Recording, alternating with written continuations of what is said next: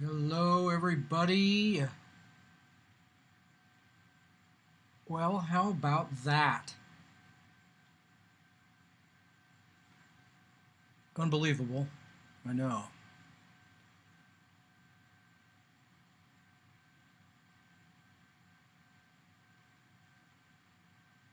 If everything is working correctly, you would be seeing a picture of me in the lower corner of your screen, and the moon would be up there. I think we're 1 day shy of full moon.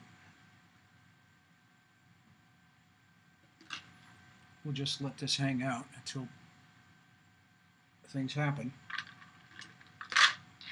Man, it is freaking hot. I'm going to get some more to drink.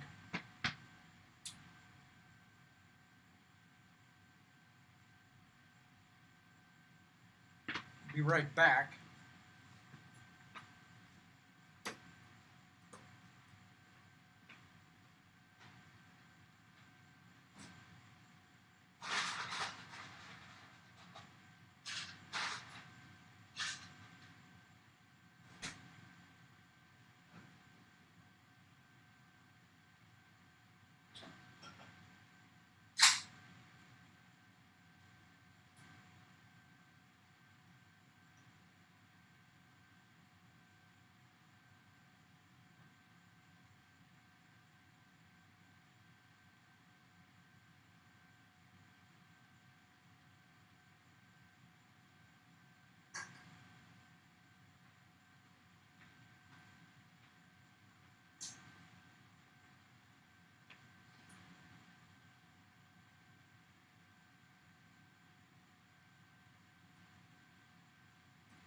All right.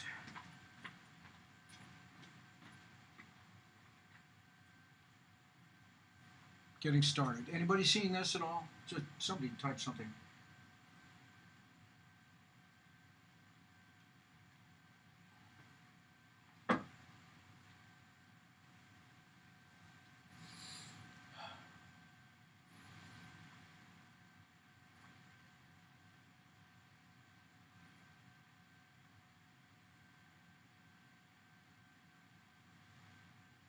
Okay. Very good, Dave. Oh, you know something I forgot. I forgot to plug in the guide cam. I'll be right back. We'll just enjoy this view of the moon.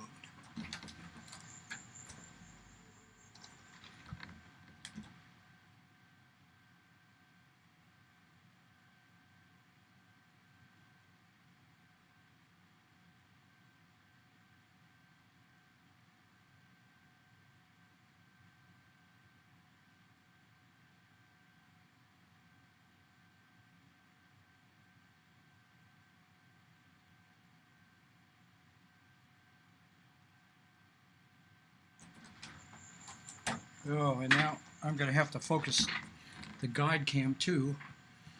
So, excuse me here while I get PhD up. This is a separate set of software that you use for guiding the telescope. Now, you certainly don't need this for the moon, but you do need it for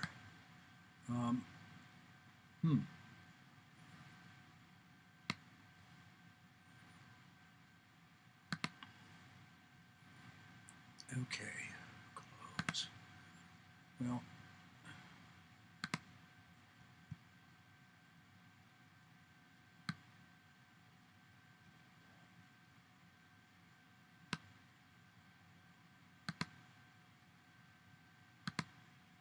that's the mini cam for the guiding. However, I don't seem to be able to connect to the mount, so maybe there's something I've missed there. Anyway, so a lot of software involved here. I will still try and go ahead and get a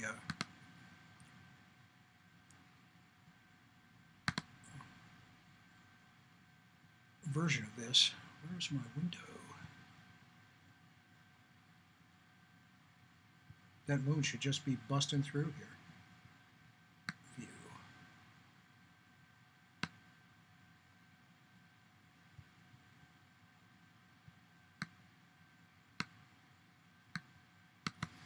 I don't usually use the Mac version of this.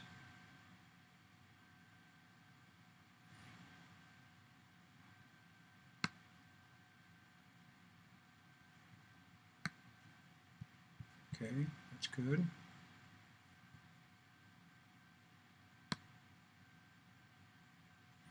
Oh, didn't want that. Yeah, that's why this is the R&D night. So, just trying to see what kinds of things you run into when you do this. Okay.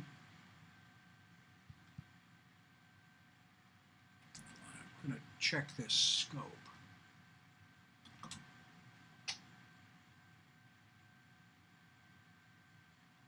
Hello, Ohio, and Alex, and Martin James Patrick O'Connor.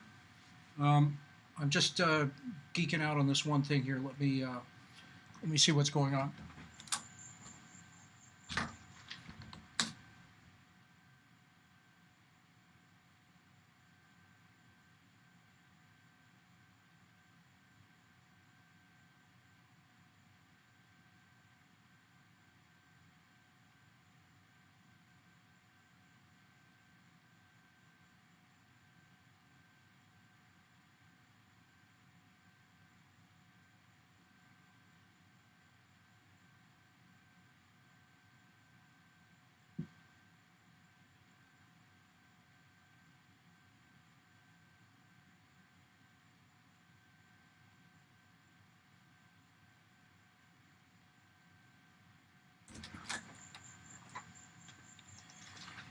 All right.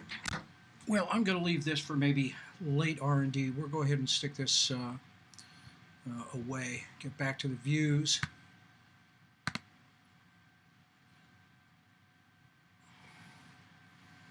Here we go. Live view of the moon still.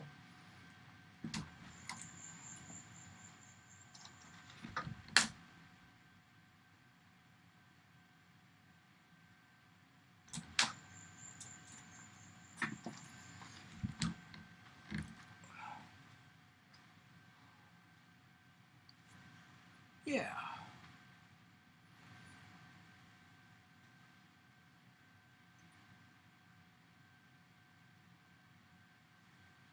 Yeah, but you can move in a little bit. It's full moon tonight. I've got some app here. Maybe we can, before we move on to the next subject, we can spend some time here.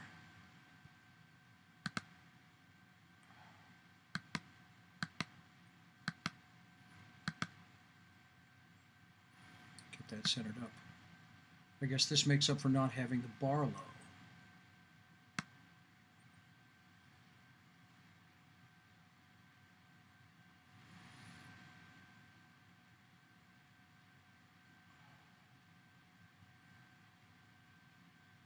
Just a tiny little bit down.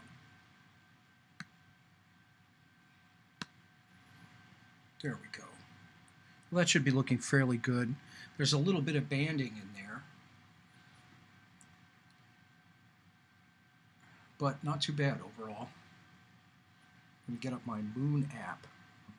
There's a great app called Moon Globe HD, and it's got all kinds of maps on it, maps of lunar features, maps of all the landing sites.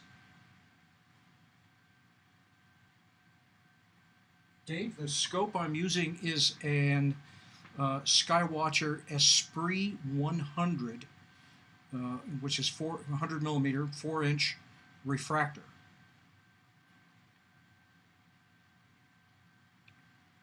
It's on a Losman DG11 mount, which is a little bit overkill, but nothing wrong with overkill when it comes to telescope mounts.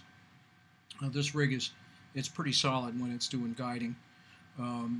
Right now it's just running wild, so I haven't done any kind of drift align or anything, which I can't really do unless I've got that other program working correctly. So I'm going to have to see about what it is I need to do that. Maybe I have to run PhD in Windows on either another computer or with the Windows side of my Mac.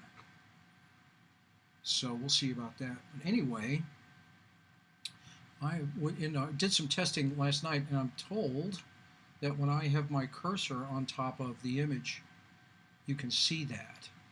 So let's see.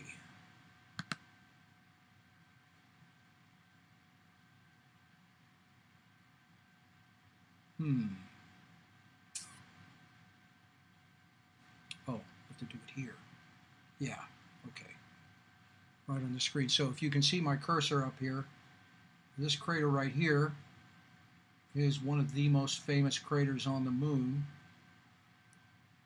It's the crater Tycho, T-Y-C-H-O, named after Tycho Brahe, the Danish astronomer who had his nose cut off in some kind of a duel and had it replaced with a false gold nose. He was a bit of a partier, I'm led to believe. Anyway, how about a little science fiction trivia? Can anybody remember the name of a science fiction movie in which the crater Tycho has a small role in the story?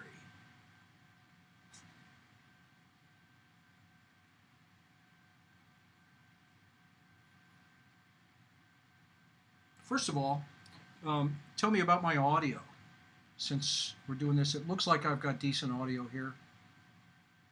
Getting up near the top of the meter.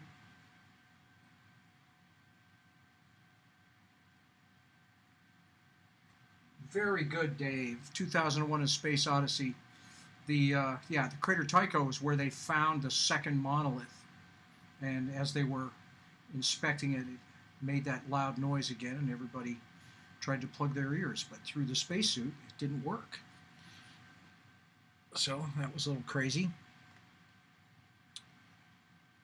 Yeah, so crater Tycho, I mean, you can look at and you can trace these rays, the ejecta from the rays, literally thousands of miles across the moon. I mean, here's one that you can see. It goes all the way down here, and just in every direction. That was a huge, major impact. And so let's see here. I'm looking on the map here. Let's find some of the Apollo landing sites.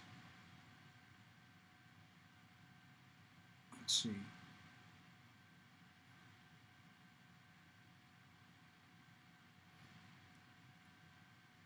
My moon here is that's a little more like what I'm seeing here. Okay. Just getting my bearings. There it is.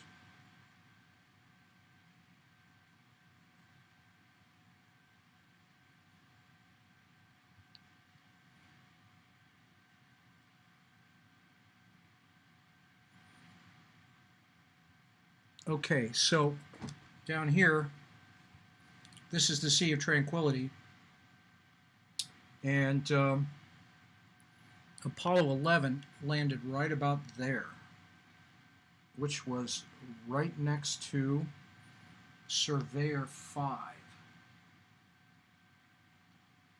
right in this area right here. And before anybody asks, you can't see the flag or the footsteps from the Earth, even with a telescope as good as mine. So, yeah, this is a little too bright. Maybe I can make this just a little bit better. There we go. You can play with the processing on it. A little more contrast. Yeah, there we go. Well, it'll be interesting to see what you can get done with the deep sky objects on this. I mean, the full moon is so freaking bright, I'm taking 1,000th of a second exposure.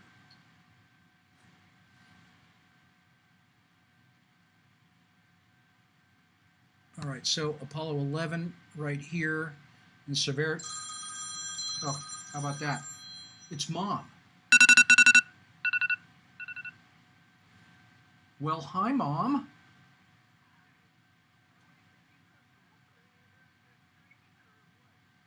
Yeah, it's going on right now. You should go to the link on the website.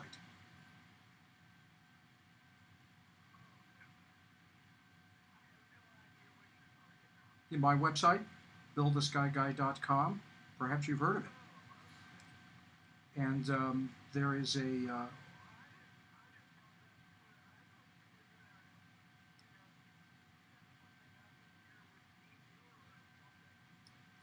no, you're going to watch it on YouTube, but the link to the YouTube channel is on the website. So you go to buildtheskyguy.com and you go down and find the little blurb on the right-hand side of the screen. It talks about the streaming, and there's a link to click at the end of the paragraph. Okay. Well, I'm actually live right now, and I'm talking to people. So there's other people in the room there. So yeah, I think you have. If you really have a problem, call me back. But I think you get it. Okay, great. Bye. Well, that's my mom. It was her birthday yesterday. She's 92. How about that? All right, so back to here. So Apollo 11 and Surveyor 5 were right in this area here. And basically, with Apollo 11, they just wanted to make sure that they could, like, get there, land, get some rocks, walk around for a while, and get them back without killing them. And that's about what they did. But with each increasing Apollo mission, they got more and more adventurous about where they could go and the what's the word? The interestingness of the place that they would land. And as they got real good with navigation and landing, they practiced landing. They landed right next to Surveyor 12 on one of these other missions. Now, down at the bottom here, not too far away, is the last lunar mission, which would have been right about there. That was Apollo 17. Just right in that area right there, if you can see where my mouse is. That's Apollo 17, the last one. And that was there was a Highlands there, I believe. And the mission previous to that, getting my bearings here, Apollo 16 was right up here. Nope, sorry, there. These, the closer to the equator of the moon it is, the easier it is to land, apparently.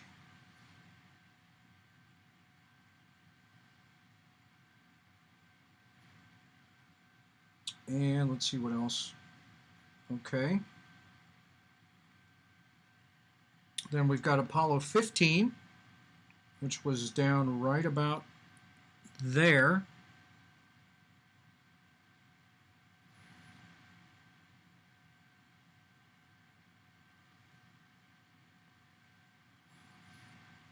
And let's see what else we got here. That's 11, 17, 16, 15. Well, we all know where 13 was. All right, well now, here's a famous crater. Is it Copernicus? No, that's just zoomed in. Apollo 12 and Apollo 14, right next to each other, up right about there. And there, that's 12 and 14. Apollo 12 is like the mystery lunar mission because Commander Dave Scott didn't read his checklist. He accidentally uncapped the television camera before he had it pointed at what he did. He accidentally pointed it at the sun. It blew out the tube. Remember, this is 1960s television technology. It blew out the tube, and there was no television from Apollo 12. So it's kind of like the mission that existed, but nobody saw it. And then we all know what happened to Apollo 13. one of the things about Apollo 13 that made that mission so sketchy is that it was the first time one of the Apollo missions, like I was saying, they got more and more adventurous with where they could land. The first two missions, they had approached the moon on what's known as a free return trajectory. A free return trajectory means that you approach the moon, and if something's gone wrong, you can just not fire an engine or anything like that. You'll loop around the back of the moon and slingshot right back to the Earth. But Apollo 13, based on where they were expecting to land, they weren't on a free return trajectory.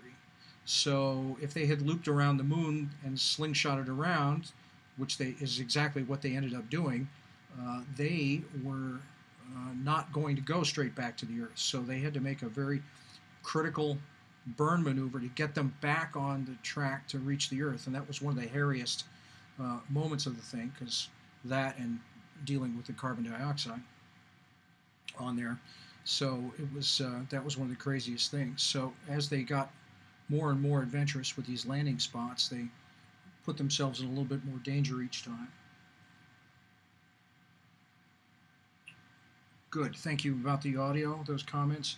You know, when I see stuff happen, it's 15, 20, 30 seconds later, maybe 20 seconds later than when I actually change something. I think my audio and video are synchronized fairly well. Well, let's see. Let me just give you a kind of a tour of the stream setup here.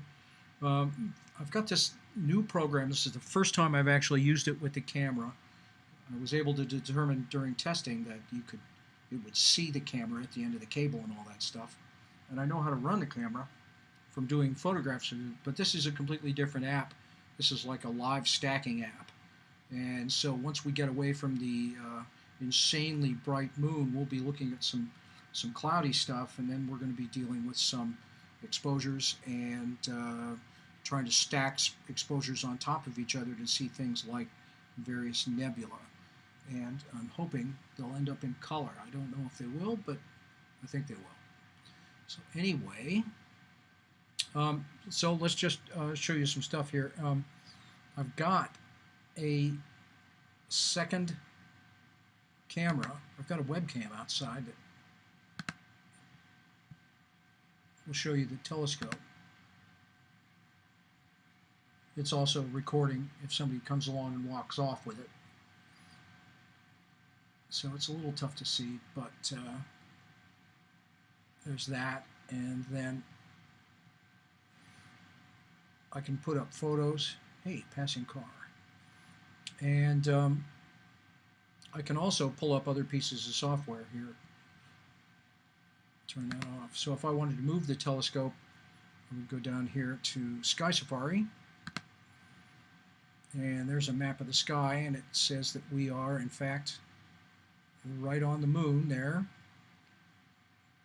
Now it looks like the Lagoon Nebula is right next to that. Wow, that's going to be tough. I do have a narrowband filter. We might consider doing that. Maybe there's another target that we can try. Full moon makes it tough. There's so much great stuff here in Sagittarius. You've got a nice star cluster. Well, how about M22? Let's look at M22. M22 is this nice globular cluster right over here. Oh, you're not seeing that, are you? Always got to see, this is what I got to remember. Every time I pull something up, I have to transition. Okay, so I'll start that over again. All right, so here we are. This blue cyan box shows where the telescope's pointed and the field of view of the camera on a full, if I'm taking a full frame. Then right down next to it here is the Lagoon Nebula, and that's very cool, but that's so close to the moon, I think maybe we're going to save that for later. And however, there's a great star cluster. Let's go look at M22, which is over here. This is the teapot in Sagittarius right there. and M22 is this star cluster right here. And that's not very far away, so let's go get the telescope pointed at that. So we hit go to.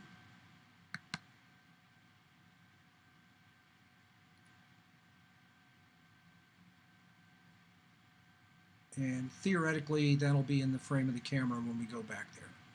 Now I'm going to have to change the exposure. So here's our first deep sky object. This is a pretty bright object. So we're gonna change our exposure. Here we're going to stop exposing, and we're going to go. I guess that same camera size. We're going to go to. Let's see if we can get away with 10 seconds.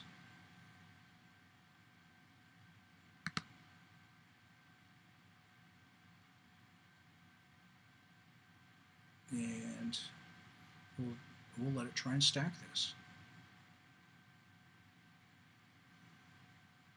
Really interested to see if this is going to work.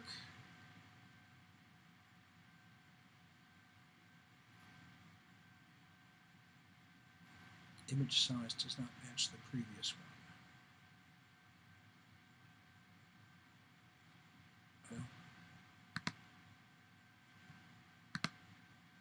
let's start this again then. Oh, I forgot I'm shooting 10-second exposures now.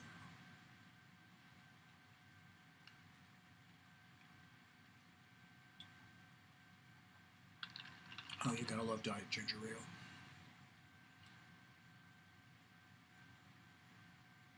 Okay.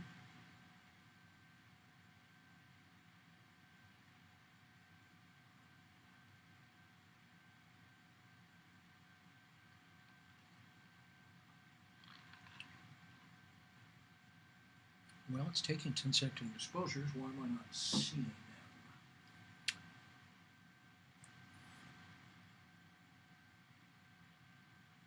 All right, we'll go back to single frames just to make sure it's in here.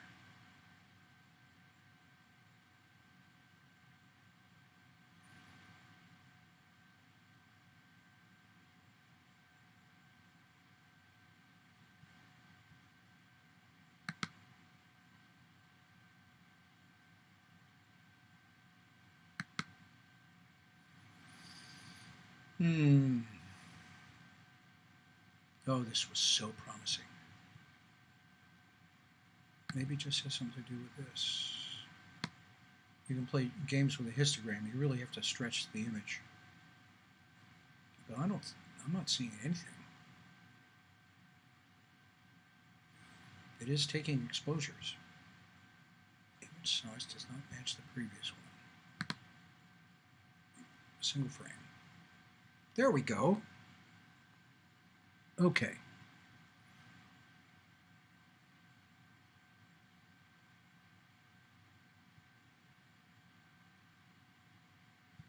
Now,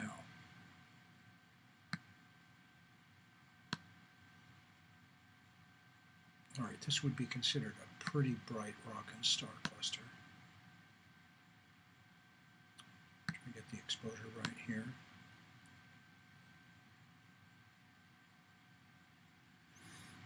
I guess the way you do this is to,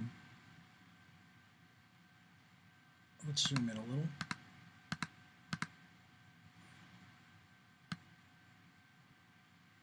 This works out pretty well, actually.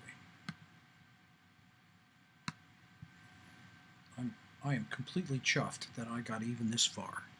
All right. Let's make it a little brighter. Oop, too much. Got to get used to the subtlety of the controls. You know, there's an auto histogram thing here. Let's use that. Okay. That's not bad. A little less bright. I'm gonna love auto. Okay, so M22. There we go.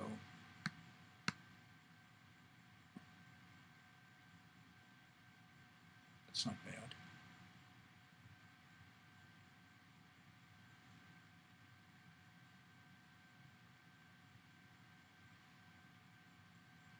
in full moonlight.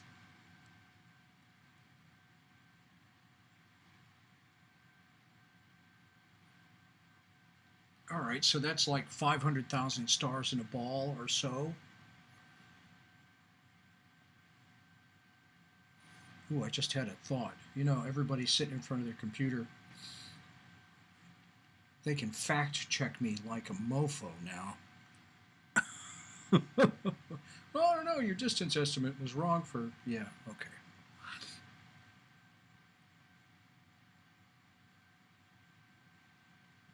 Let's see. Any better contrast here? Yeah. Brighter. All right, let's try and live stack something here. I'm going to stop exposing, turn on the stacking, start exposing again.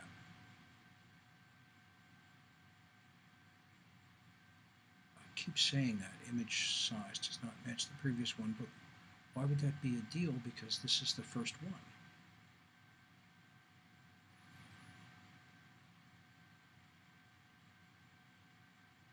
Okay, come on, take an exposure.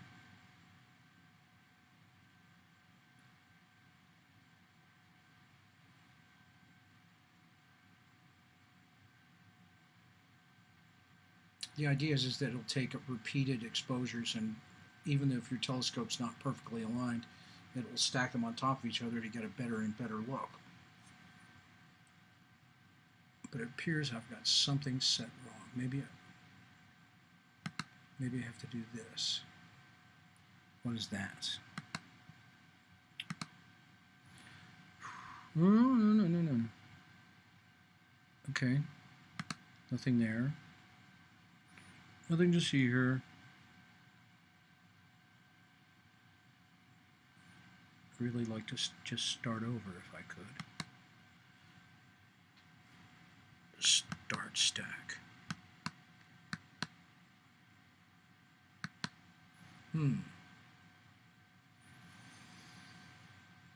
It's taking the images, but it's not displaying them.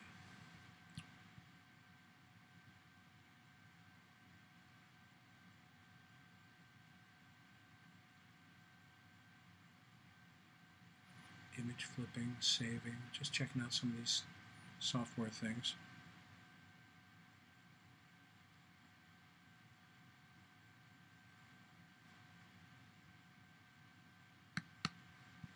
Maybe you have to hit start stack after. No. All right. Well, what? Okay, I'm flailing now. In public. Oh, bug on my screen. Every time I open the door, they come in here. I had to make like 25 trips out the door in order to get this thing focused.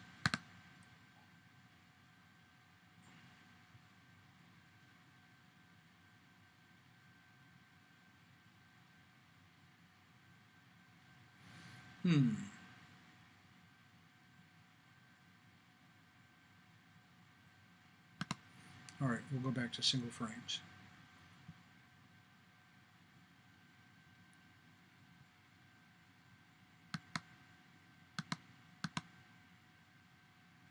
All right, so that's a star cluster. Just for the sake, could we get away with a 30-second exposure? That would really be cool. Let's try it. Okay, stop exposing, change the exposure. 30 seconds.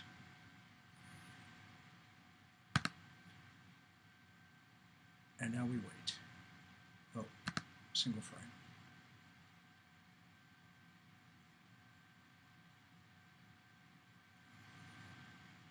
15 seconds left. That's a crazy thing.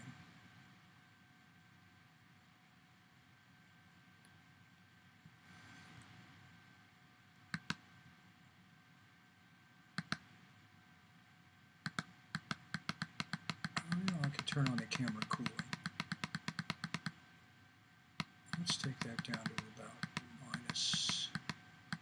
We'll just take it down to 0 centigrade.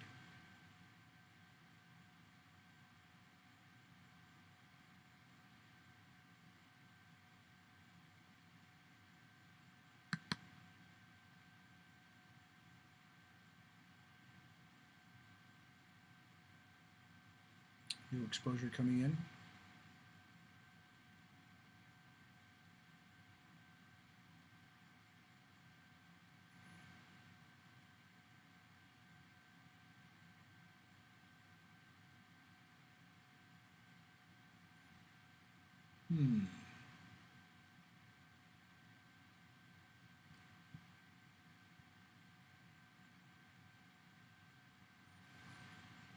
Let's see if we can't get this thing a little more in the center. So to do that, we go back to Sky Safari.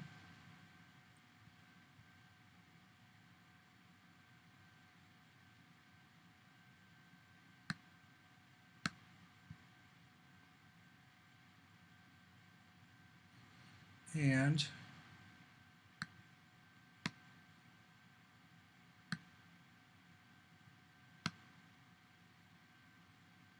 move the telescope just a little bit. That should look pretty artistic. Yeah.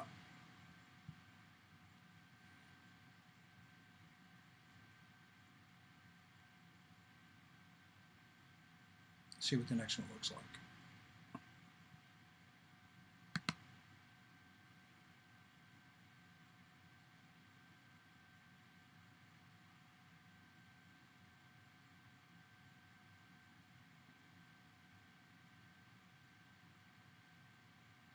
Yeah, that's a little better.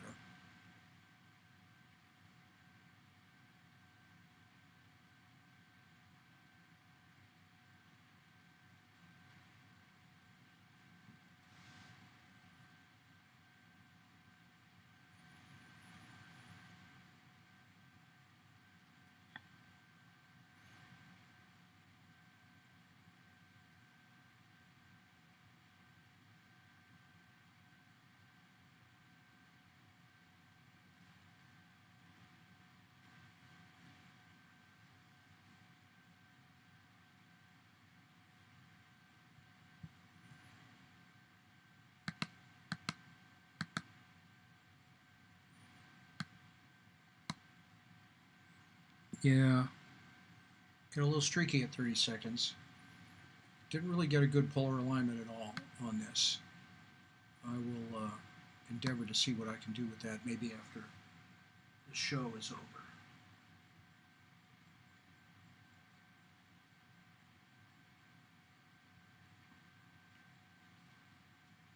Yeah, a little streaky at 30. All right, let's go and find, let's do our first nebula of the night. So I have a good candidate in the Omega Nebula, or the Checkmark Nebula, which is kind of up here near the lagoon.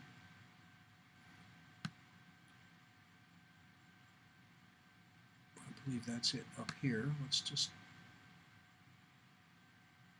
yeah, here it is. The Omega Nebula. And go to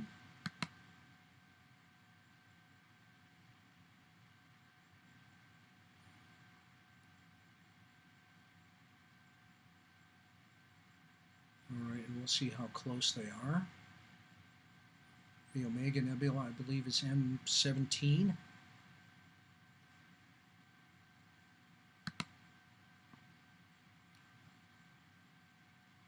Okay, stop taking pictures here. Now, I've got a filter that I can use. There's a filter wheel. It's brand new for me. And this thing really does a good job of blocking out the moonlight. So we're going to move that into position.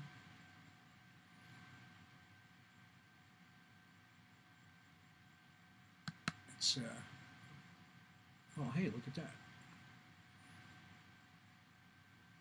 let's shorten this exposure up to, is it continuing to take exposures?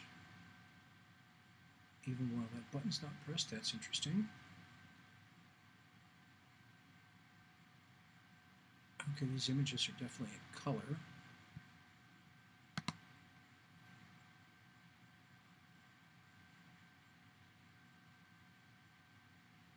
Okay.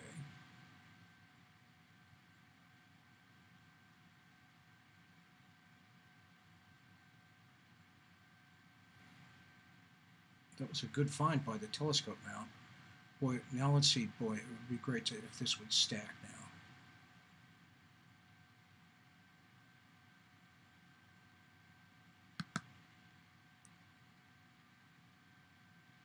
Image size does not match the previous one. I'm going to have to figure out what's going on with that.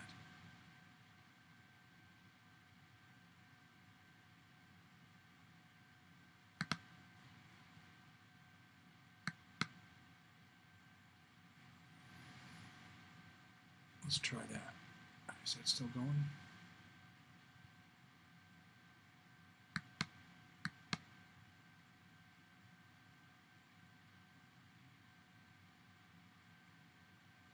Okay, that's not terribly bad.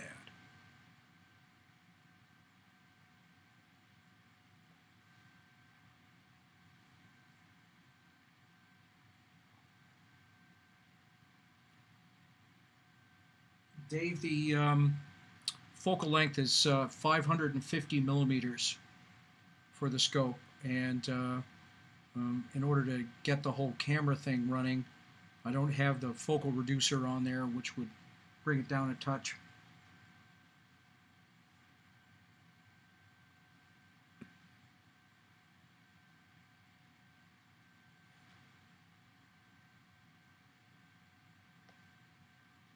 Okay, these 30-second exposures aren't terribly bad, as long as you don't zoom in too much, which is good for the nebulas.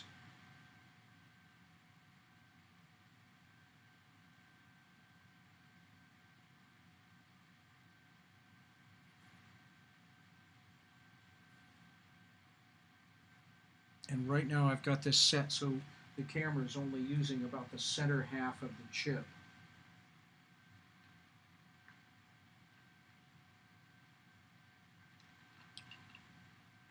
Let me fiddle around with the image processing controls here and see if I can't get something together. I wonder if my porch light is causing any distress here.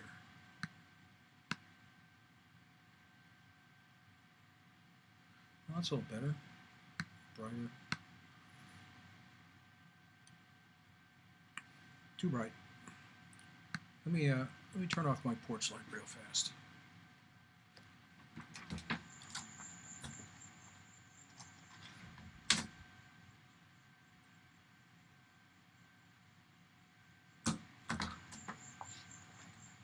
Porch light attracts flying bugs, which attracts frogs, which end up hanging out on my door.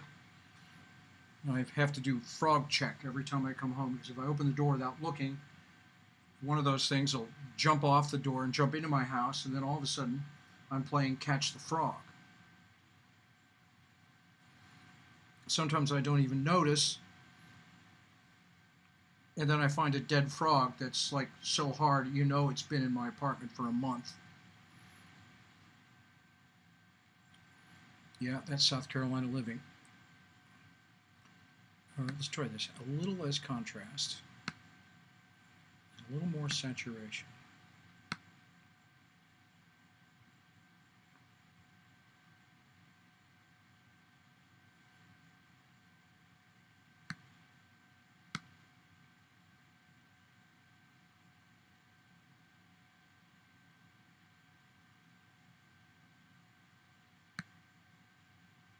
Okay, a lot more saturation.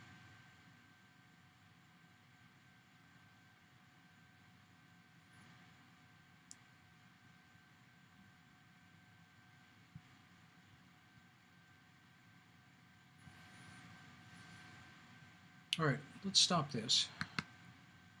Let's try 10-second exposures.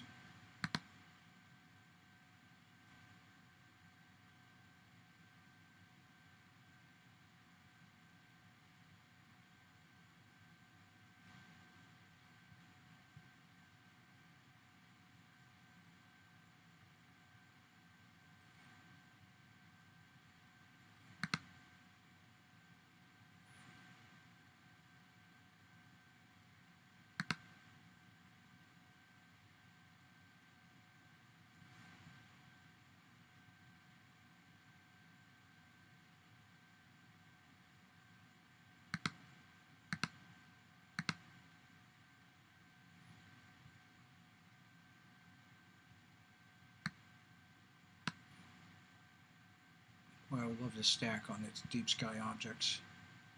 What do I have to do to get that to work?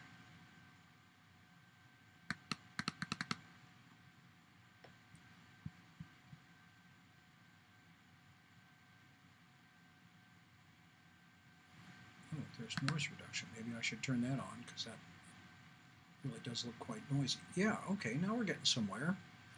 You can see some of that detail. Let's brighten that up. Too much.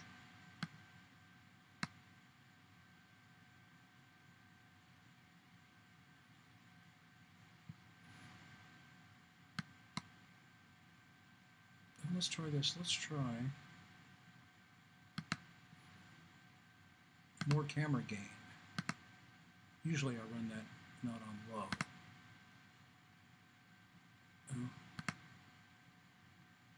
Usual deal. Okay, I need to figure that out.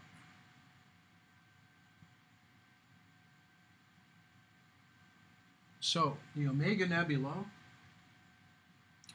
let's go get some information on that.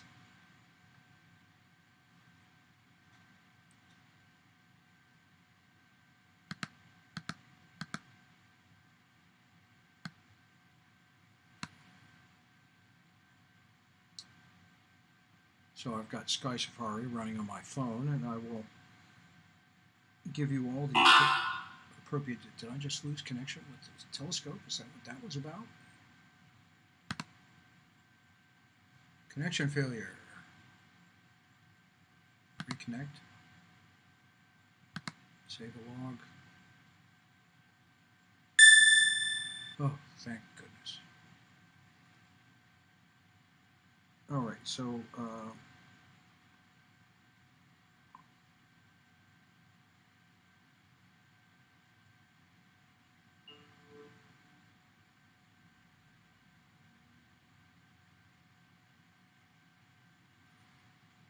okay, it's also known as the Swan or Checkmark Nebula.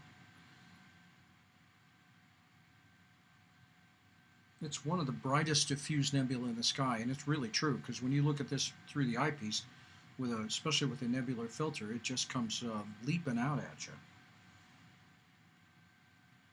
Let's see, it's about, oh, it's only 4.2 thousand light years away, so that makes it relatively close neighbor. This part of the sky is generally looking in towards the center of our galaxy. I'll let this continue to run in the background. And I'll show you where the center of our galaxy is on Sky Safari. All right, so at the center of our galaxy is a supermassive black hole they call Sagittarius A star, and that is generally in this area just above the teapot in Sagittarius. This is the teapot in Sagittarius, that group there, and it's just kind of right up in here. And so you can see that the Omega up here is generally in that direction. However, it's about 26,000 light years to the center of our galaxy from where we are, and what do we say, 4.2? So this one is relatively close. The center of the galaxy is, what, 6 times farther away than this? Ish. All right, let's see what else we could see. Oh.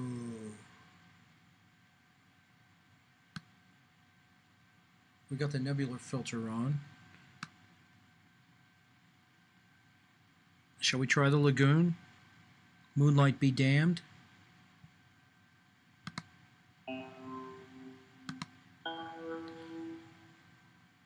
Lagoon is a great target, so we'll give that a shot.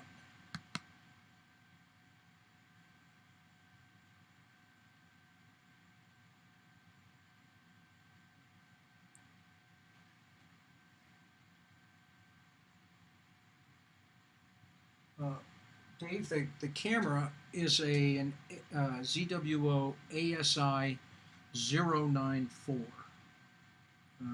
It was an expensive camera, but they discontinued it pretty quickly.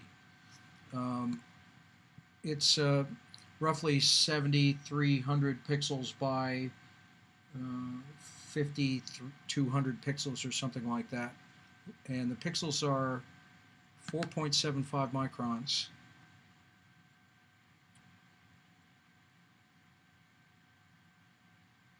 Oh yeah, there's your moonlight. All right, well, this is a lost cause. I thought it might be, but whatever. Okay, we're going to look at something that's not near the moon. How about something a little bit farther away?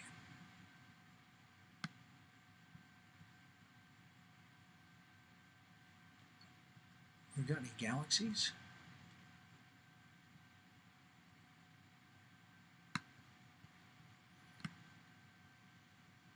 Something decent? You know, up here is the Virgo cluster of galaxies, but that's getting pretty low now. I shot during the spring, I shot big fields of all of these galaxies. This is Markarian's chain right here, and just, I mean, if you look on the website, I put them all in a big mosaic. There's like 15 of them in there, some big stuff. That's getting a little too low to look at right now. Oh, here's my favorite whack job star name. How about this? Let's get a good shot of this name right here in Libra. Ladies and gentlemen, this star is called, you probably can't read it, it's called Zubanelganubi. Sounds like it's a Star Wars star. Zubanelganubi, you're our only hope. And right up next here is Zubin-Eshmali. Zubin-Eshmali, yes. A lot of Zubins in this area. Zubin Mehta, the conductor, no, he's not here. Just had to get a music joke in there. All right. So that's Libra, the scales right there.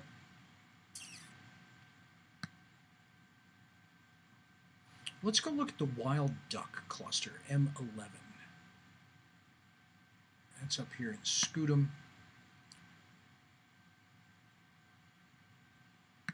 Where are you? Wild duck, is that you? Sure enough. Let's go there.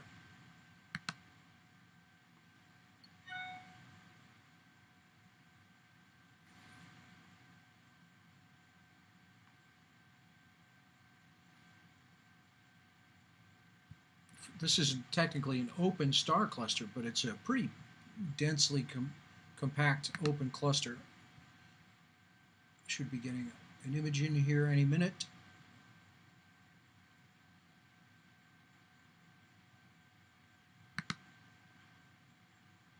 Settle down, telescope.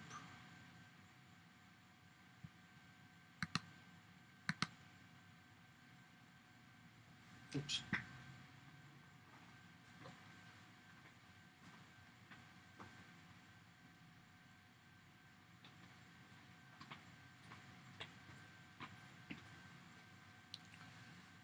There we go. Oh, look at that. Is that a tree? Maybe not.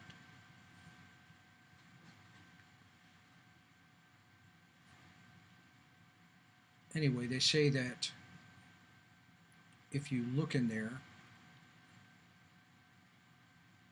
you can see the V of stars that kind of look like the ducks flying south. Maybe this would look better if we backed out a little bit. Yeah.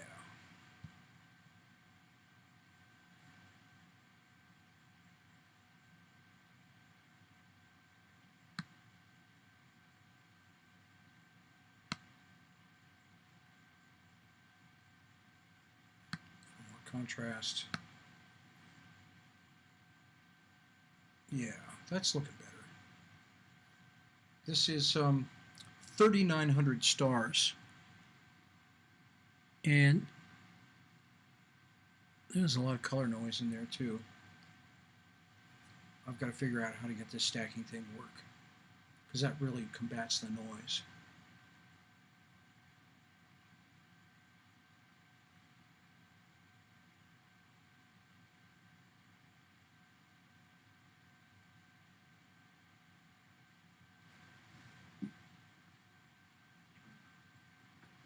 Yeah, Dave.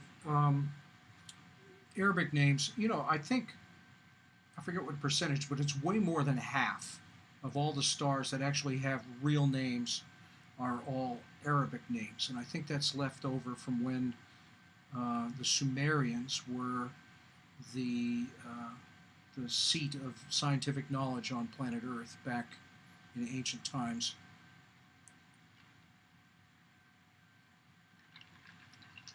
I think they may have been the ones that put the names forth, and they just have persisted.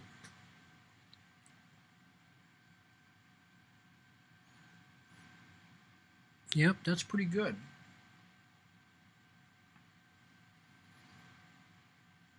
Ten-second exposures. Let's see what a 30-second exposure looks like.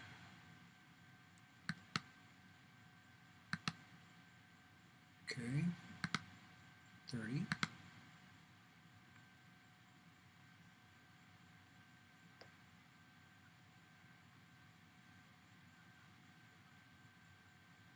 So as far as open star clusters goes, this one is pretty compact. Oh, you know what I didn't do? I've still got the nebular filter on here. Maybe that's one reason why everything looks all blue.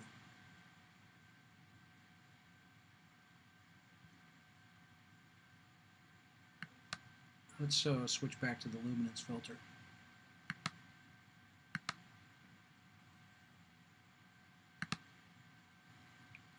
Yeah, 30 seconds not a good thing. We'll go 10.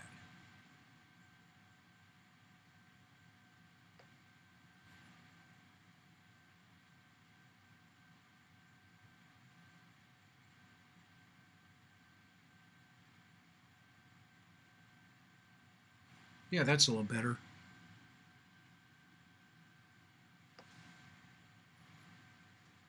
It's kind of like the filter equivalent of leaving the lens cap on.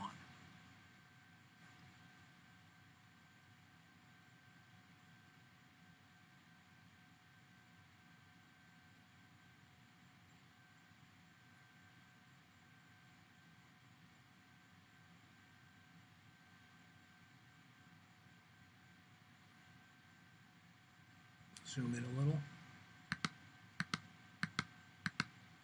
All right, 100, that's native resolution there.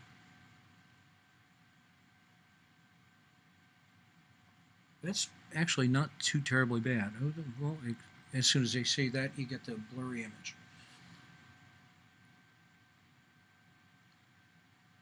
You know, the hard thing about getting polar aligned from where I am is that I can't see the North Star. So any of the quick methods that you might use to get polar aligned and get better tracking, I can't do. I have to use drift alignment, which takes a long time.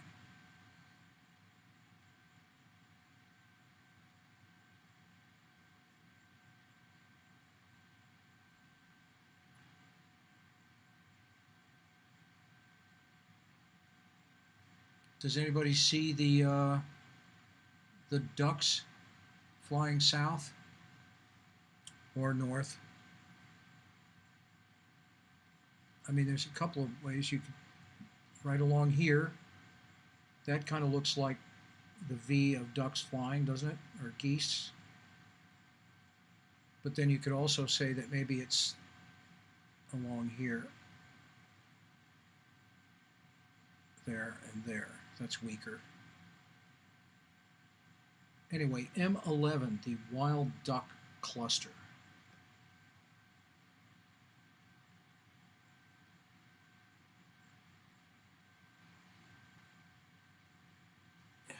Yeah, Dave,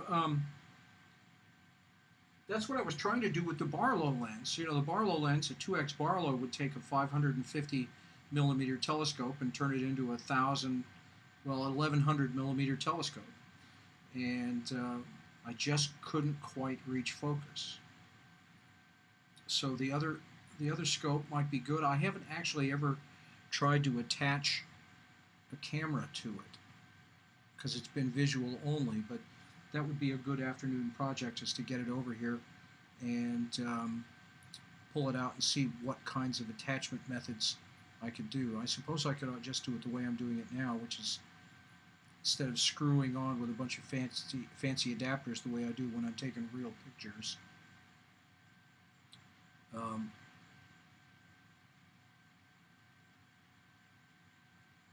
I could just stick it in like it's an eyepiece, and then it's all, hey, can I make focus? You know, I actually have a picture of this that I took. Let me pull that up real fast here.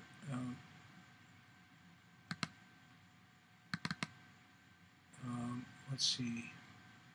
Oh, get this up. I took this one actually a while ago. Oh, do I not get to change the image?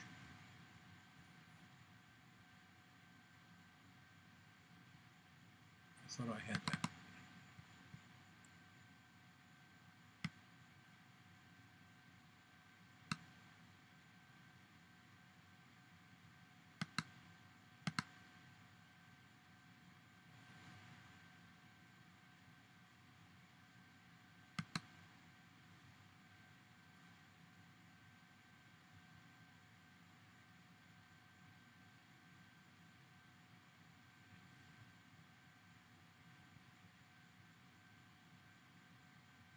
Yeah,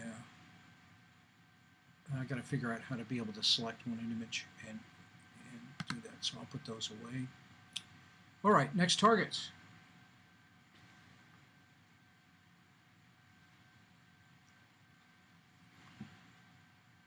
What's in the area?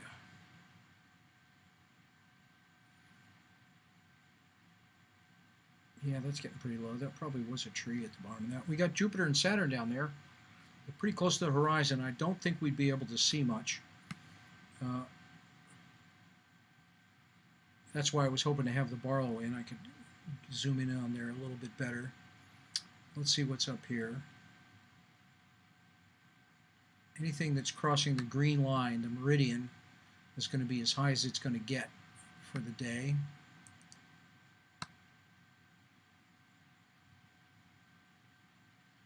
Well, there's a nice open cluster here. This is an interesting area. This is the bright star Antares in Scorpio. Scorpio, one of the few constellations that actually looks like what it's supposed to be. Scorpio is the scorpion, right? So you've got the 3 stars across the head here. That's the head of the scorpion. Then start down the body. Antares, big red star, orange star. It's the heart, and then you continue on down like this, down into the tail, going around, and the stinger. There's a lot of good stuff in there.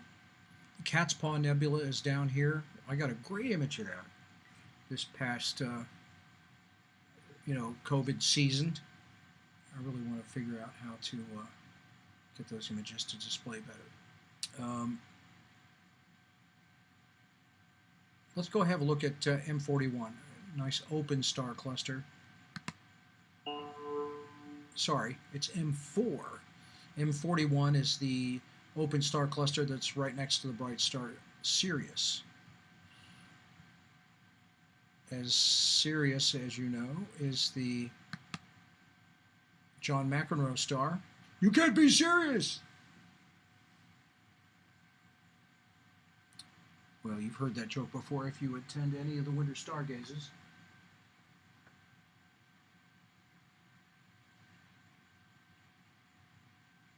Well, Martin James Patrick O'Connor, I would love to show you Jupiter. I don't think it's high enough for me to see yet. I'm going to have to go out and just look and see if it's popped up above the trees that are there. You really need more magnification for Jupiter, and I've got to figure out how to get this Barlow thing to work. So we'll see about that. But in the meantime, let's go have a look at M4. This will be coming in here pretty soon. Oh, hey, satellite. Or a plane or something. Let's get this to settle down.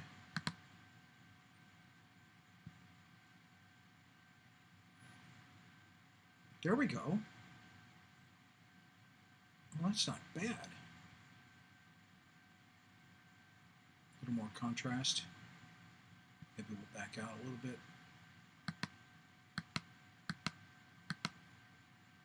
Usually Antares is somewhere in the frame. No, okay. It's about 4 degrees away from Antares. I've got this. I'm not actually showing the entire chip. I'm just using the center quarter or the center half of the chip. And it looks like we've got clouds.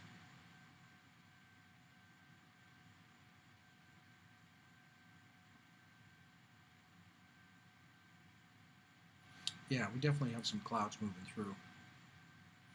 Just we got a certain amount of high haze today. So let's get the fun facts on M4.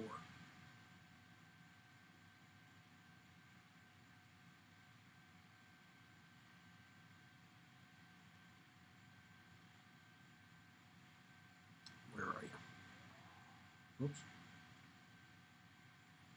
Come on. There we go. And info.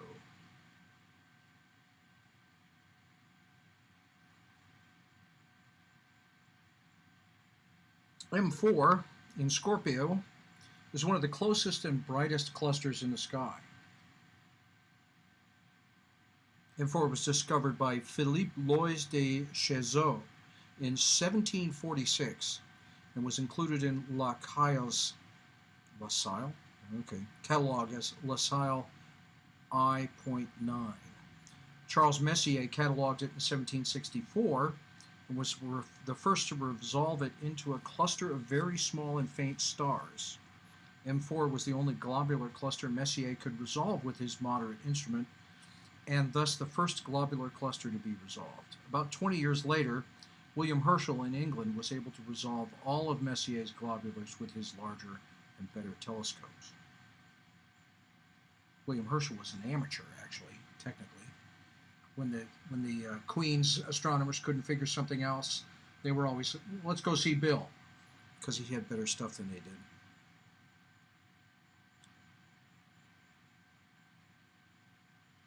M4 is a bright mass of glittering stars. It displays a central bar of 11th magnitude stars, about 2.5 arc minutes long. I guess that would be that there. Let's zoom in and see if we can see any of this stuff that they say. Central bar, that must be this right there.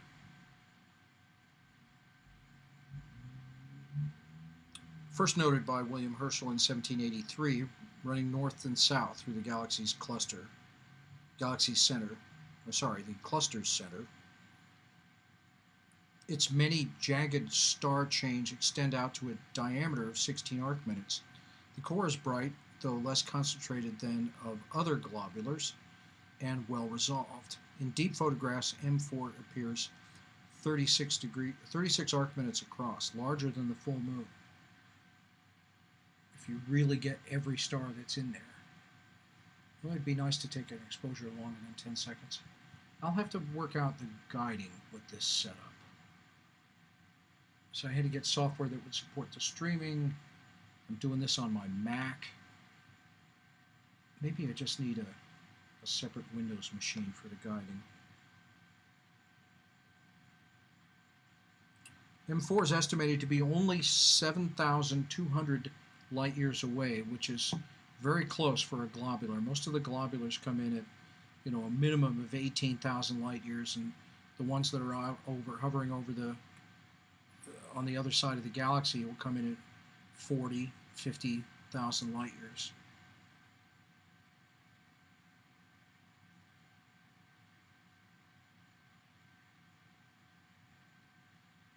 That's pretty good. Some of these images are blurrier than others,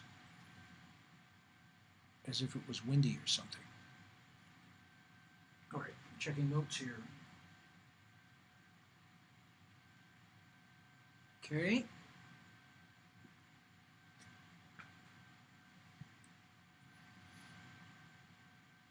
All right, back out.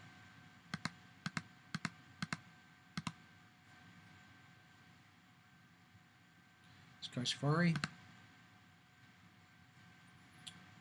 What do we got here? Let's look up a little higher. There's good stuff up here. From my location, I can see up above this line here is the celestial equator. That line would be going straight overhead if you were standing on the equator. And there's some things up here.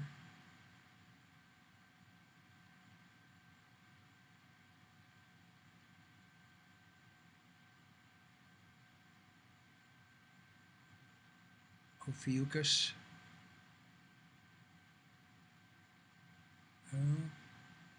See, I don't know if I could get there. There is the Hercules cluster right there, almost at the zenith. That would be a great thing to look at if I can actually see it. I'm going to walk outside for a second and see if that's actually something the telescope can see. Because I'm kind of close to my building and I can only almost get to the zenith. So I'll be right back.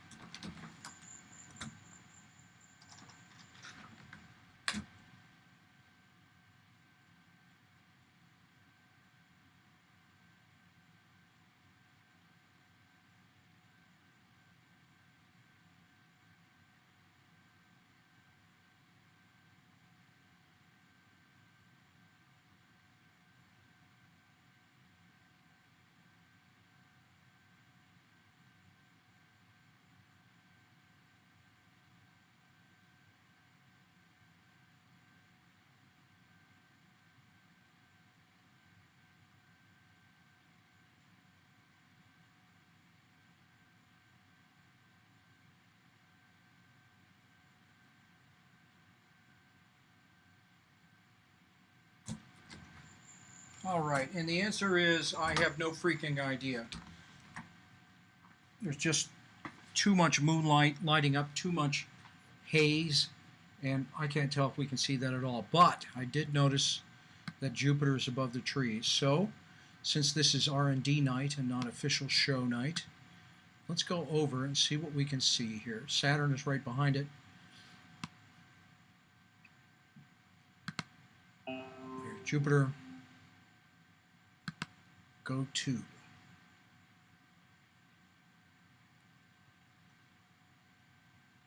Here comes the attack of the cyan square.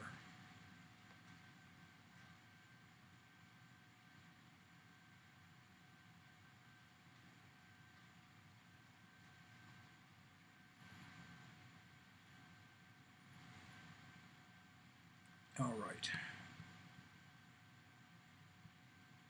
This is going to be a game between magnification and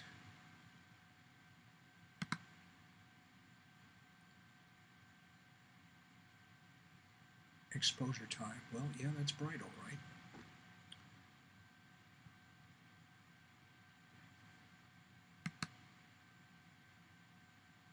Let's see what a 1 second exposure looks like. Well, there's the moons.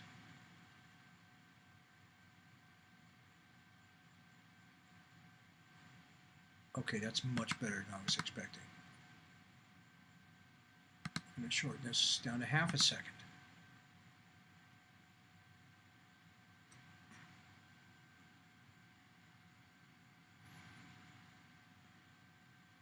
Still too much. Zoom in some more. That's 100%.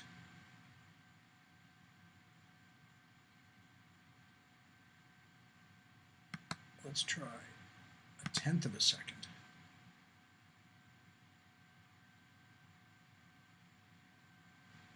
At 1/10 of a second, it takes longer to transfer the image than it does to take it.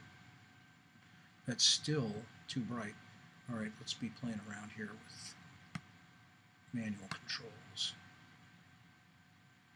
Maybe turn off the auto histogram stretch.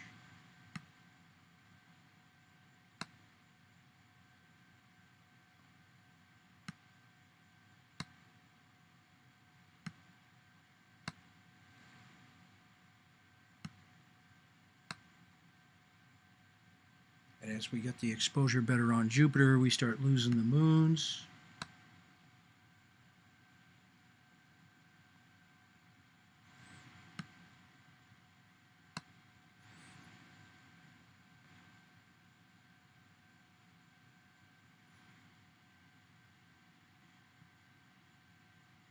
Less brightness. Boy, planets are tough. You spend all your time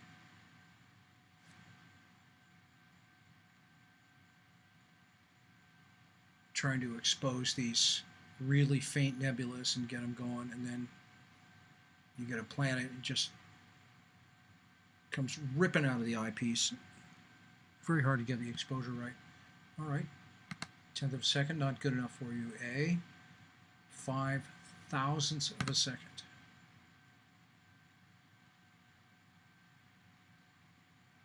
I want to get to the point where you can see some of the bands, even though it's small. The one thing about planets is you don't have to worry about them streaking because the exposure is so short. Try and get this a little more in the center.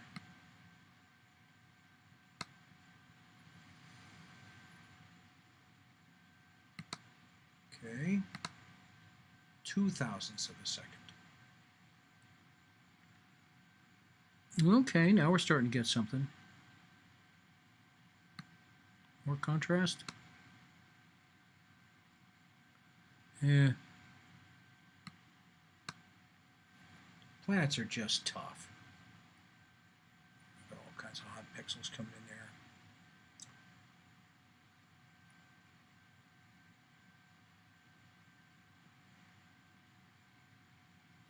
You can start to see how pixelated it's getting. Take that down a little. All right.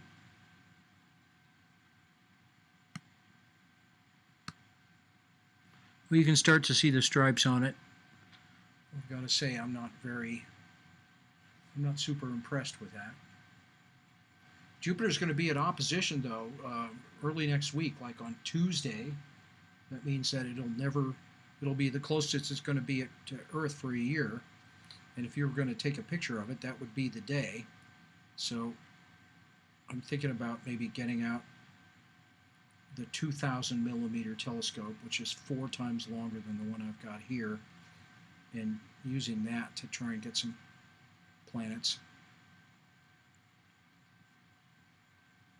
The way you take a picture of planets, you just take a bunch of these super short exposures. You take 100 of them or 1,000 of them, and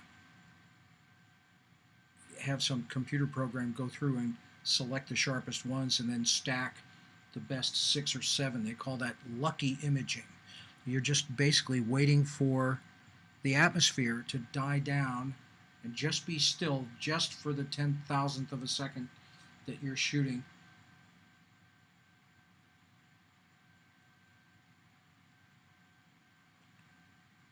Well, I could zoom in more, but that's going to get pixelated. All I can really say is that you can see the cloud bands, the northern and southern equatorial belts.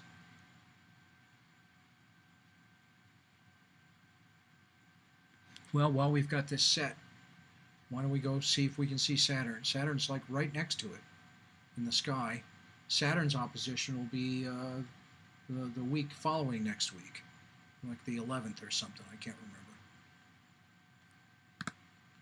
All right. There's Jupiter there. Saturn, just right next to it. Maybe that will have cleared the trees by now. And go to.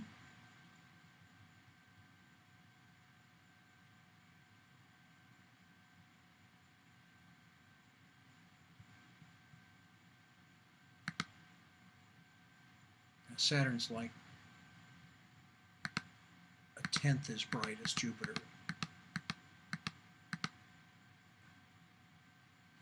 So we're going to go back to 1 second.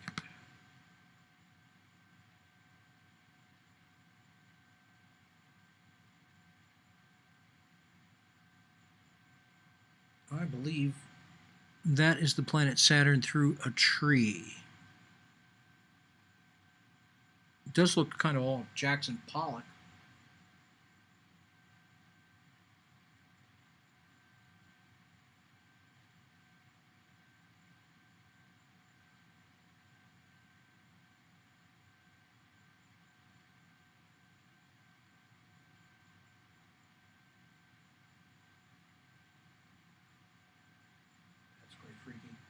Okay, I'm just going to make sure that I think that's what I'm seeing.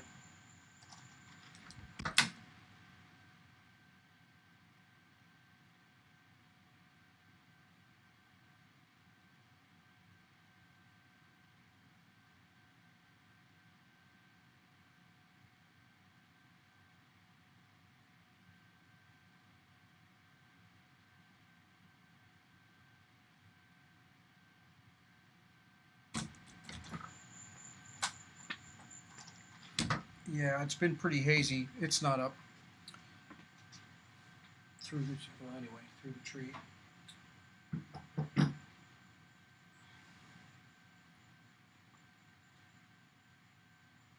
Let's see here. Oh, what else we got? Saturn, not quite time yet.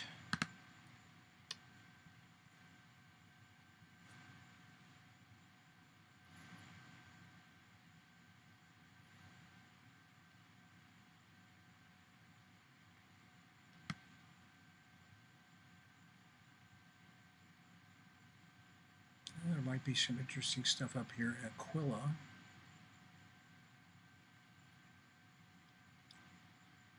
You just kind of go up the Milky Way from Sagittarius, and it's just cool thing after cool thing. What's this up here?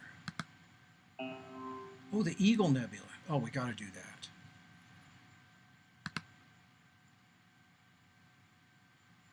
That's going to be a filter item too, which means I just got a good picture of this.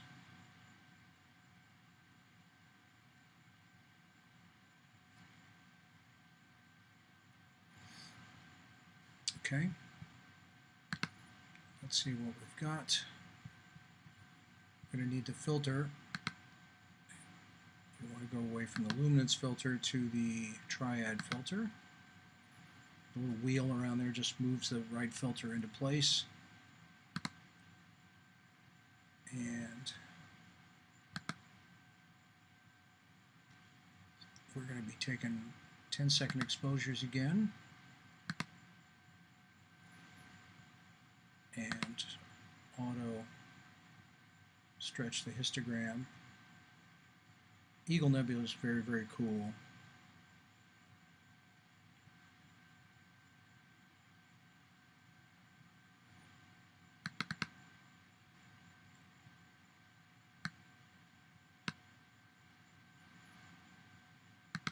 We'll let these integrate a little bit.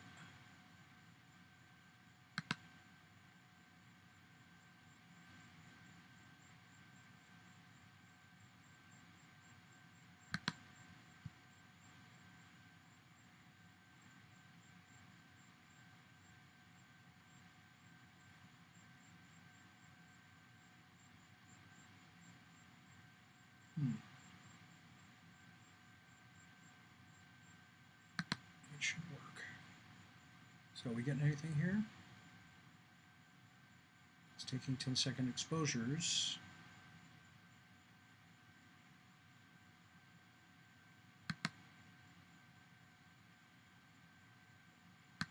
Let's try 30.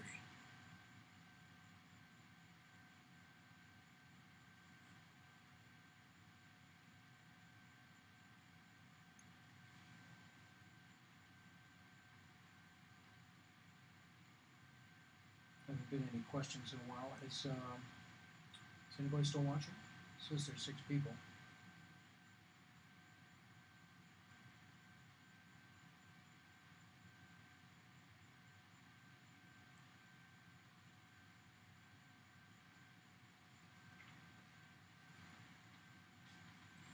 Oop, got a streaky stars. Oh, but there is...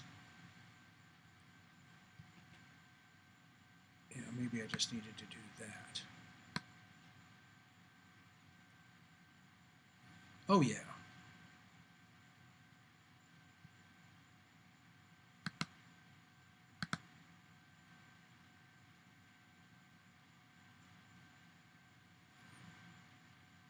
Okay. Doing 10-second exposures now. Well, that's better than I could have hoped.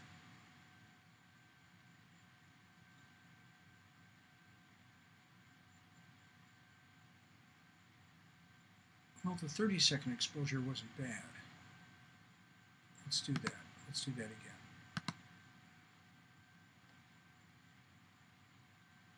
Now that it's settled down a little bit.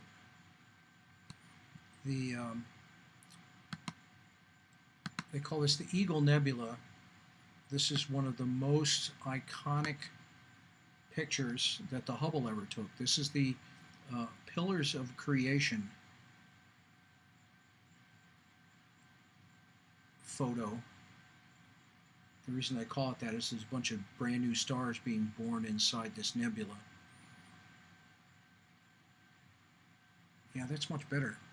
And so the eagle is this thing right in the center here. There's the eagle body and its wing right there, and that's a fish in his talons. It'll look pretty ratty, but we'll zoom into 100%. Yeah, it's just a little, you can see those streaky stars. Okay, so I've learned that you really, really, really have to get a decent polar alignment before you start this thing.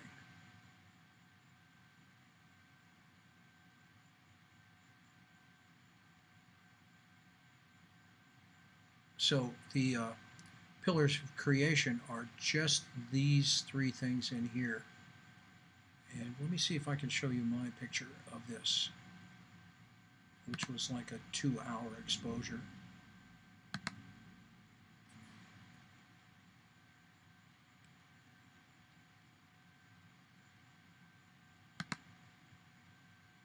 I'm just trying to get it to the point where I can change the pictures. I was supposed to be able to do it with the buttons here.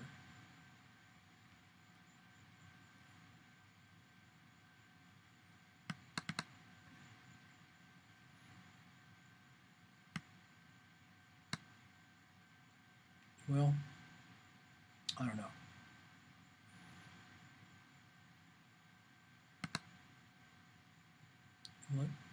Maybe I'll go through and I'll show you some of the photos I've been taking during the whole COVID thing. Let's see, we're going to do that.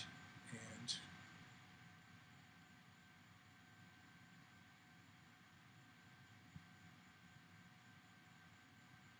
let's change the time between slides to 10 seconds maybe, if it's going to do them as a slideshow.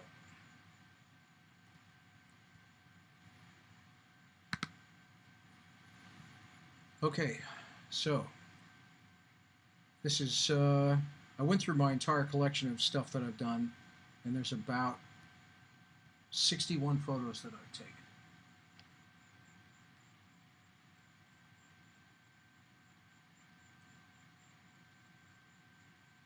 Let's see, Martin. Yeah, the image through the eyepiece is always better on planets, but unless you've really, really got a great planetary photography setup. But when it comes to things like the nebulas, actually the camera's better because the sensitivity of the camera is much, much, much more than your eye. And even though this is kind of blurry and all that stuff, you'd have a hard time seeing that much detail with the eyepiece, even in my 18-inch.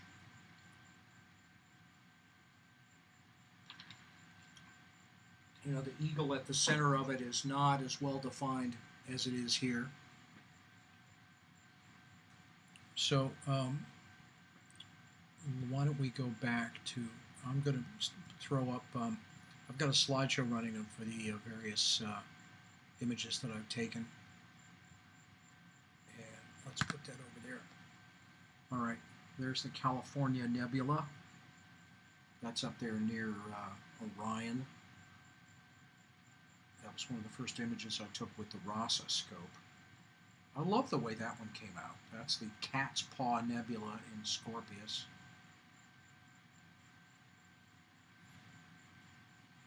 That's false color, of course. This is the Cone Nebula with the Christmas tree cluster. And some of those, the Cone Nebula is this thing right up here at the top. That is a collage that I put together. Actually, I guess it's a mosaic of all of the galaxies that I shot, because that's the part of the sky that I could see. There's the Crab Nebula. That's from quite a while ago. I'm going to get a good one of that this winter with the long focal length scope. There's the double cluster in Perseus. That's great in the eyepiece. Two open clusters right next to each other with a red star right in between them. All right, there's my image of the Eagle. That's about a 2-hour exposure. You can really see the, and that's an old one. I've got a new one. This is the area of nebulosity around a star in Cygnus, the Saturn region. Do I have 2 copies of the California in here?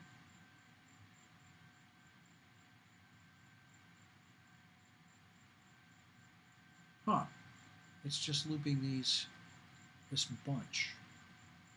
Something to figure out about the slideshow module. Anyway, we'll turn that off.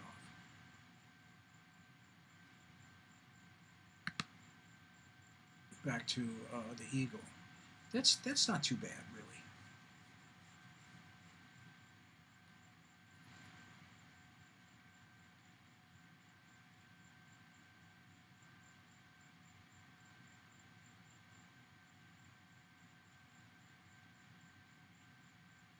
Well, you know, some of these images look better than others. Let's throw caution to the wind. Let's see what a complete minute exposure gets us in terms of better detail. Of course, if we back off, it looks a little better. 60-second exposure coming up. Anybody have any good jokes?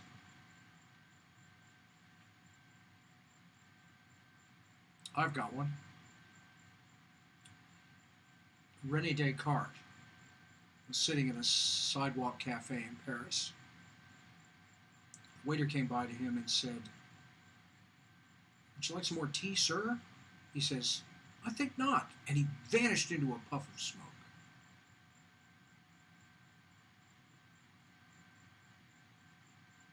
And if you're not getting that joke, remember René Descartes was the philosopher who said, "I think, therefore I am."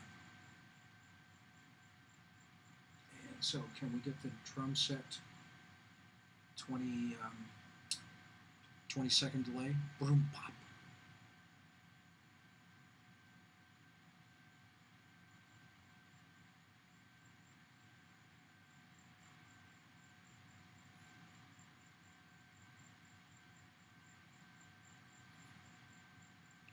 Yeah, you can start to see the outline. Well, you really got 1 minute exposure there.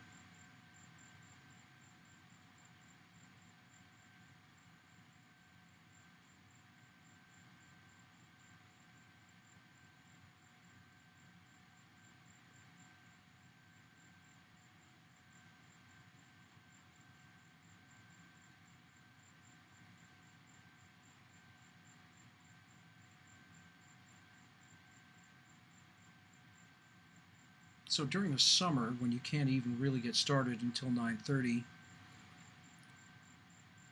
it's tough to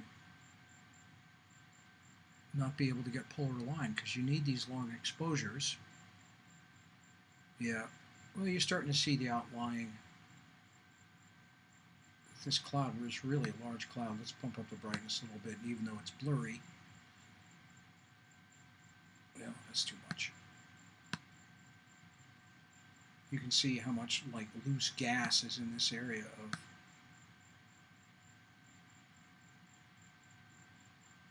not very sharp at 60. We'll go back to 30.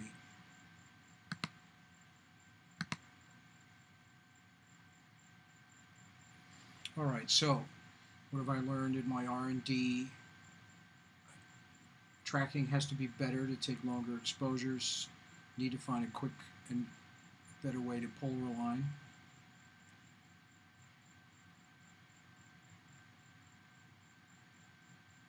More magnification for planets. Maybe use that other scope.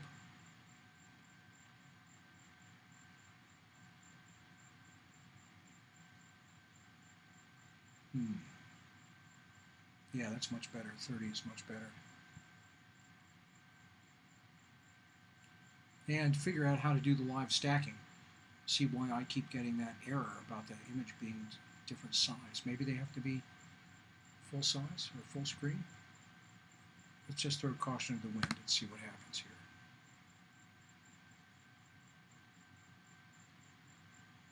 Still exposing. Maybe you have to disconnect the camera?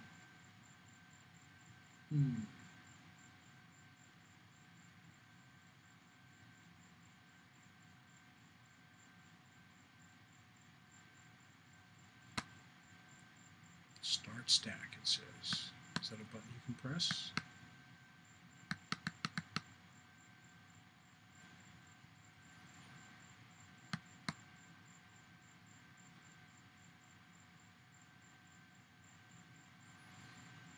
All right, we've got to figure this out. Okay, disconnect from the camera. Reconnect. Start stacking.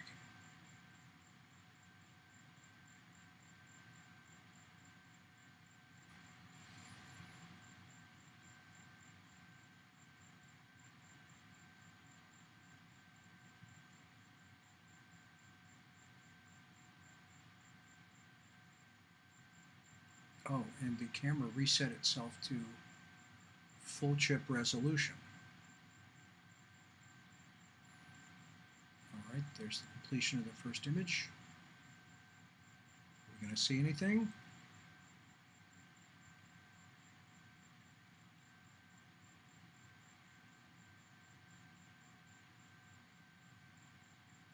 Oh, finding stars. It's working. Okay, so that's what you have to do. You can't be messing around with the camera size. It's aligning.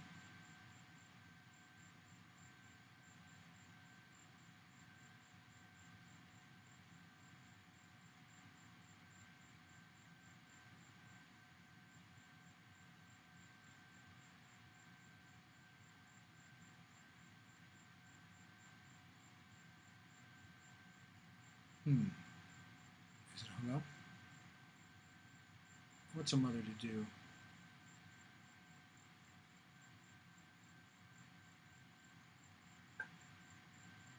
Yeah. There's a 20-second delay. Well, hey, look at that. Okay. All right, so there's the Eagle Nebula. It's going to... All right, we'll make this the final object here. We're going to let this thing stack and stack and stack.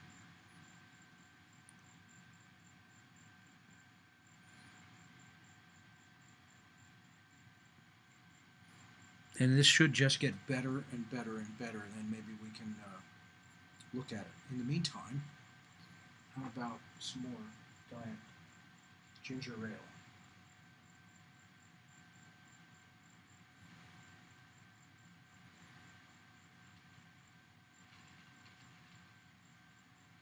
All right, we're down to 5 people on the stream.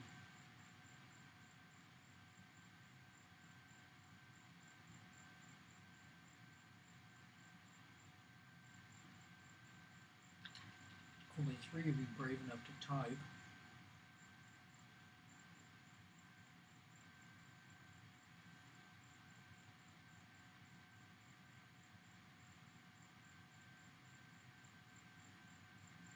Okay.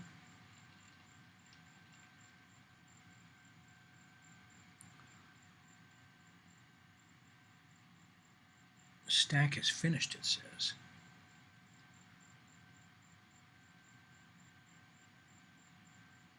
Okay. Some kind of error there about can't find matched triangles. That would have something to do with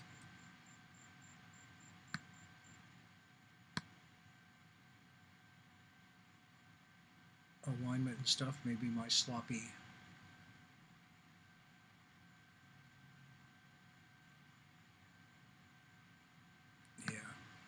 a little too much brightness there.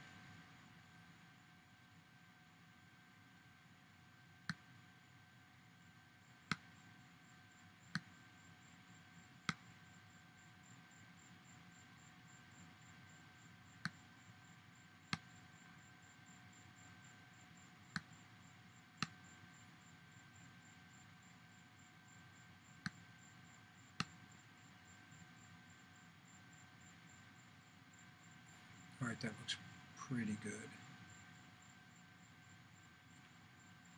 Little vignetting at the edges here, which probably with a filter wheel because I don't remember seeing that before.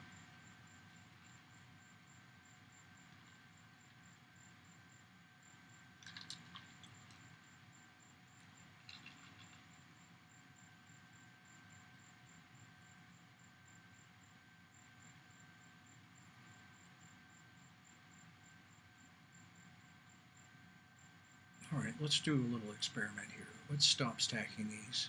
I think one of the reasons is why you can't stack them is because the stars aren't pinpoint sharp. So let's do this. Let's go back to here. Disconnect the camera so it doesn't complain. Okay, we'll reset for the half-size chip size. Okay.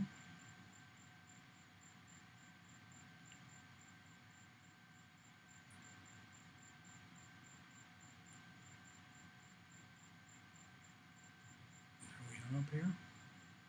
Got the spinning beach ball of death. All I did was do a minute. This program did crash on me earlier. Okay, just took it a while. We're going to take our exposure back down to 10 and see if the stacks get any better. Turn the cooler on. Anti-dew. Bin 1, so it's full resolution. And we're going to get that nuisance error.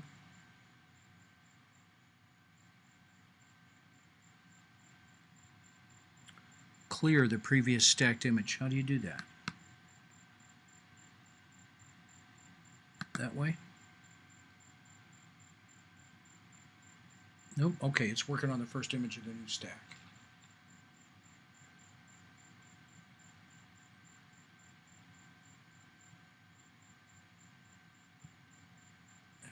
That's not my best effort. We'll let it clean it up a little.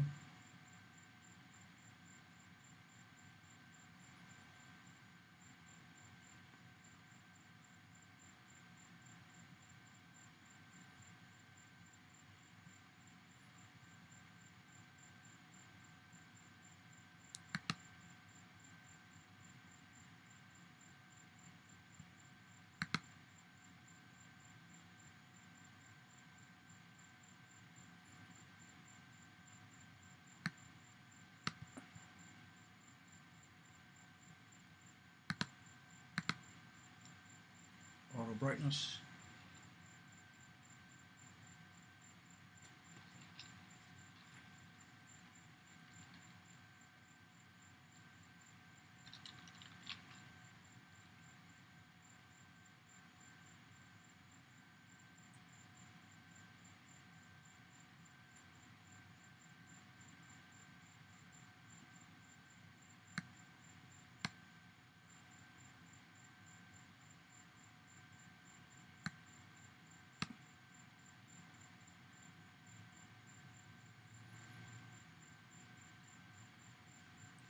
I'd really like to show you my image of the Eagle Nebula that I got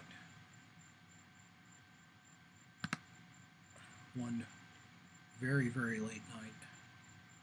I saw the sun come up so many times in the last, 3 months.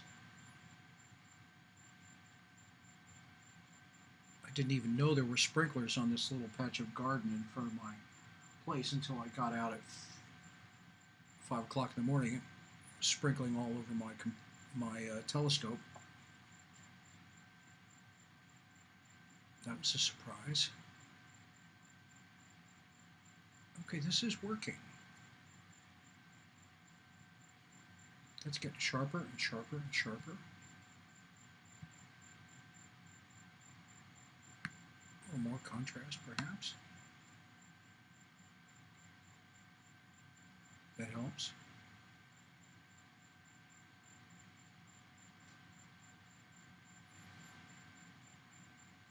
Let me go see what I can dig up while this is doing this. Maybe I can get this thing to display just one photo.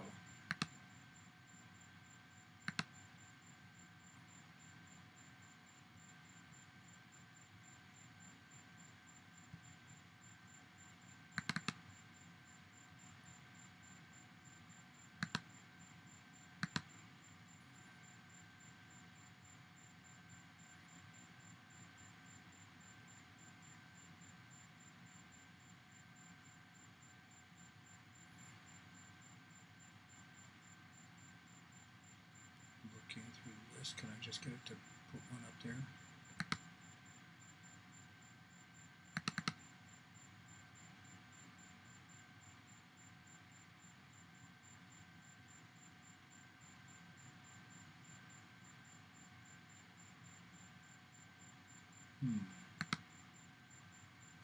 Nope. Yeah, it's been hard to get this together. All the streaming software, getting the connection to YouTube.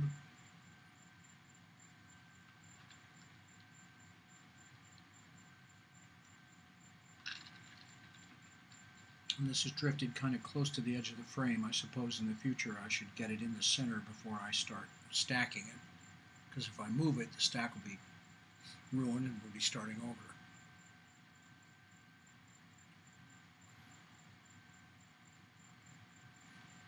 Starting to see some good detail there.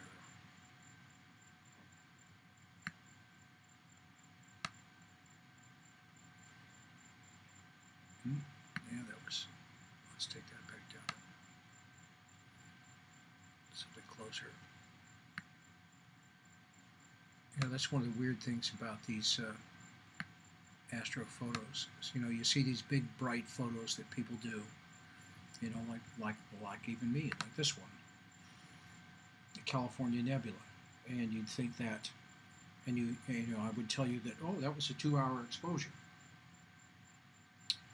and you'd think, wow, that must be the thing. But the weird thing is you go through all this stuff and you shoot an hour's worth of exposures and you stack them together and you run them through noise reduction things, and you pull it up and the picture is black. And so you can just kind of look at the histogram down here, and you can see that, you know, what should be all the way up at 65,535 is all of the image is down here in the first 1,000 out of the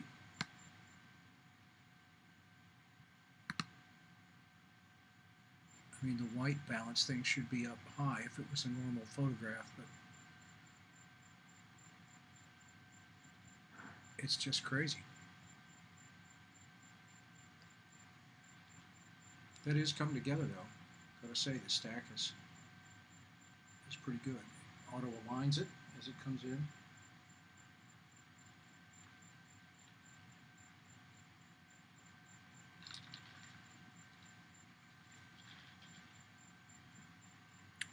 Stars are looking pretty sharp.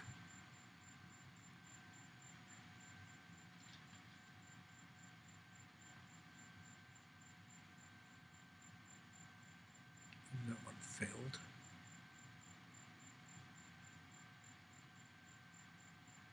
Okay, so it's taken 50 exposures it stacked 24 of them. It ignored 28. And the total exposure time now is 4 minutes. Starting to see some pretty good exposure time here. Put that back there. You know, you're starting to see this little nebulosity spot right there. Really get some good definition on the Eagle itself and the pillars.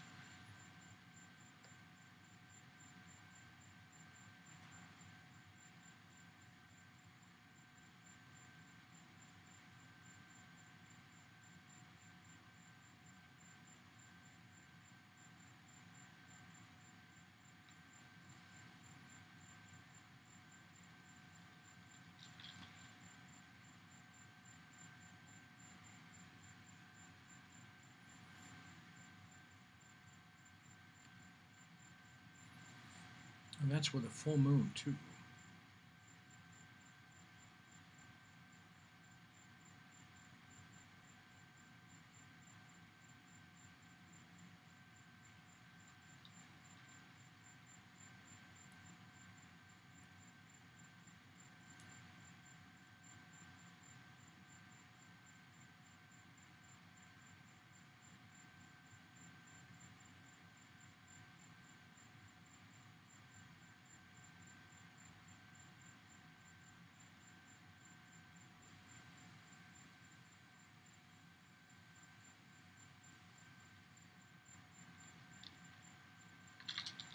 We're up to 310 seconds of integration, which could be 600 because it's ignoring more than half of them.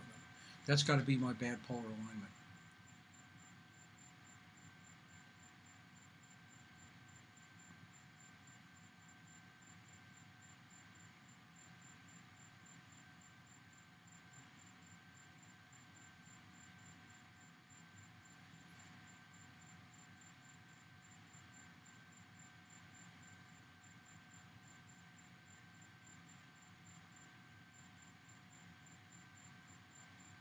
Eagle Nebula is a combination of a nice, bright, open star cluster down below the Eagle here, and then the nebula itself, which really extends out pretty far.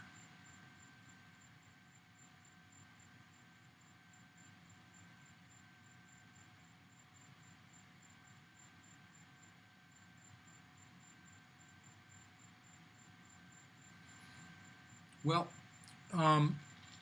I'm thinking that I'm going to get into some serious troubleshooting and things like that, so I'm probably going to stop the stream. And I thank you for watching.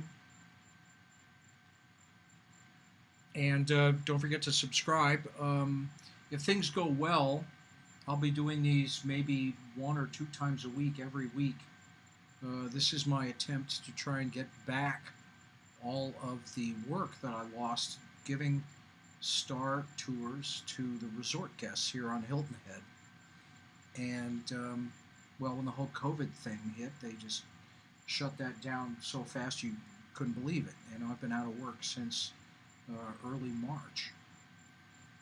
So I thought if I could get this together and do the virtual stargazes, that would be good. And maybe I could get some work back. So I'm going to try and get this a little bit better. I would totally be interested in your comments about what works and what doesn't work on this kind of a format. And if you were attending this, you know, more objects, less talking. I mean, this was just supposed to be an R&D kind of night, but we did get to move around. The telescope did find things without trouble. I have made note of where focus is with this particular setup. The filters are working. I think I'll spend some time with the guide cam. Maybe I'll use the dreaded ST4 cable into the Losmedy, since it's not that critical with this particular setup. Maybe they don't even make Mac drivers for the Losmedy. Maybe that's just Windows or nothing. And I've got a couple of ST4 cables sitting around. That's the old school telephone cable guiding thing, and you can go straight from the camera to the mount. You don't have to go into the PhD2 with a USB cable or into the mount with an Ethernet cable. I see what's going on. As the image drifts farther and farther out of the frame, in order to stack it, that bar keeps, the unexposed area keeps coming up. Yeah, okay, so definitely get things in the center before you start stacking them, even if you have to dink around with them a little bit. Maybe do an alignment on each object.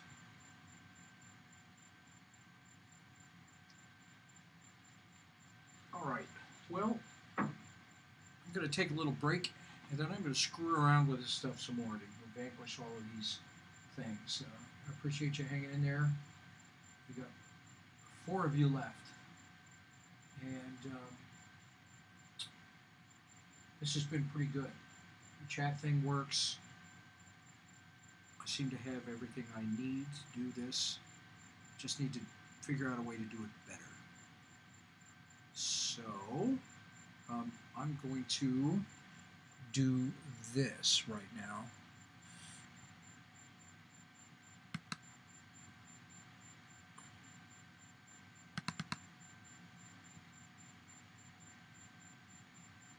I think that's what I need.